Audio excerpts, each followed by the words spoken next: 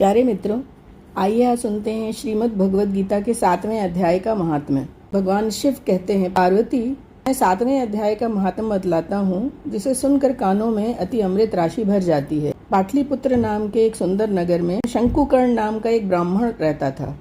उसने वैश्य वृत्ति का आश्रय लेकर बहुत धन कमाया, किंतु न तो कभी पितरों का तर्पण किया और न देवताओं का पूजन ही।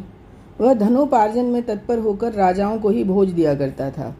एक समय की बात है, उस ब्राह्मण ने अपने पुत्रों और बांधवों के साथ यात्रा की। मार्ग में आधी रात के समय जब वो सो रहा था, तब एक सर्प ने कहीं से आकर उसकी बाह में काट लिया।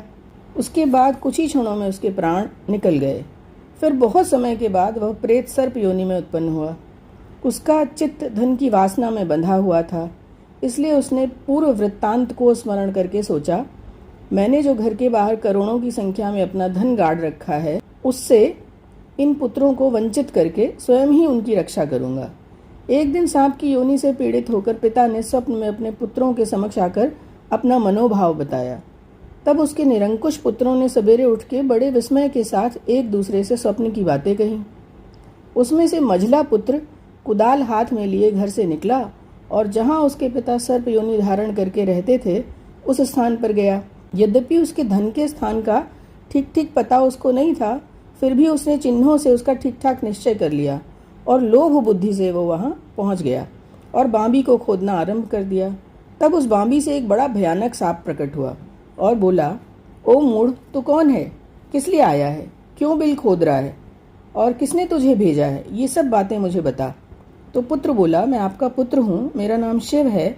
मैं रात्रि में देखे हुए स्वप्न से विस्मित होकर यहाँ सोने को लेने के लिए आया हूँ। पुत्र की यह वाणी सुनकर वो सर्प हंसता हुआ उच्च स्वर से स्पष्ट वचन बोला, यदि तू मेरा पुत्र है तो मुझे शीघ्र ही इस बंधन से मुक्त कर। मैं पूर्व जन्म के गाड़े हुए धन के लिए ही सर्प योनि में उत्पन्न हुआ हूँ। पुत्र ने पूछा, पिताजी, आपकी मुक्ति कैसे होगी? इसका उपाय तो मुझे बताइए, क्योंकि मैं तो इस रात में सब लोगों को छोड़कर आपके पास आया हूँ। पिता ने कहा, बेटा, गीता के अमृतमय 7वें अध्याय को छोड़कर मुझे मुक्त कराने में तीर्थ, दान, तप और यज्ञ भी सर्वथा समर्थ नहीं है।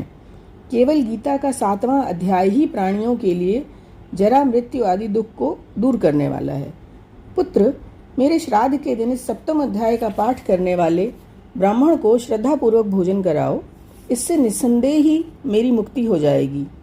पुत्र, अपनी शक्ति के अनुसार पूर्ण श्रद्धा के साथ वेद विद्या में प्रवीण अन्य ब्राह्मणों को भी भोजन कराना।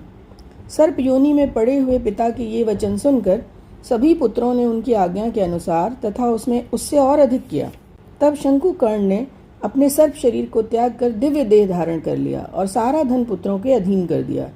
पिता ने करोड़ों की संख्या में जो धन बांट कर दिया था, उससे वे सदाचारी पुत्र बहुत प्रसन्न हुए। उनकी बुद्धि धर्म में लगी हुई थी, इसलिए उन्होंने बावली, कुआं, पोखरा, यज्ञ और देव मंदिर के लिए उस धन का उपयोग किया और अन्नशाला को भी बनवाया। तत्पश्चात 7वें अध्याय का सदा जप करते हुए उन्होंने मोक्ष प्राप्त किया। इस तरह से पार्वती, यह तुम्हें 7वें अध्याय का महात्म्य जो बताया गया है, इसके सुनने मात्र से ही मनुष्य सब पातकों से मुक्त हो जाता है।